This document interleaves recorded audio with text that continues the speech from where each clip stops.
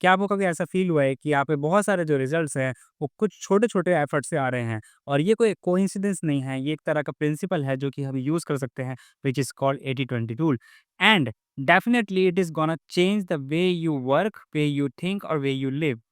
So, this 80-20 rule is also known as the Pareto principle, and it says that the roughly 80% of the outcomes come from the 20% of the causes. For an example, अगर हम बात करें business में 20% of the customer will give us the 80% of the profit. It happens basically. और अगर हम बात करें प्रोडक्टिविटी की और 20% of the tasks definitely result the 80%. If I talk about the productivity, 80% of the outcomes comes from the 20% of the tasks. And probably 20% of my clothes I wear 80% of the time. हम ये कह सकते हैं कि हम काफ़ी ज़्यादा छोटे-छोटे काम जो करते हैं, जो कि हमें काफ़ी अच्छे रिजल्ट्स देते हैं। हम अपने डेली लाइफ में जो हम यूज़ कर रहे हैं। सो इसका जो टेक अवे है वो हम इस तरीके से समझ सकते हैं, not everything you do matters equally. So what does it mean basically? So इसका मतलब ये है कि अगर हम छोटी-छोटी चीज़ों पर फ़ोकस करना शुरू करें और वही हमें एक बाद में जाकर के काफ़ी अच्छा रिज़ल्ट दे सकती हैं। So what is something that we have to do? We have to find out the vital 20% और it can be the task, it can be the habit, it can be the clients, वो कुछ भी हो सकता है, जो कि हमें एक बिगेस्ट रिटर्न देगा।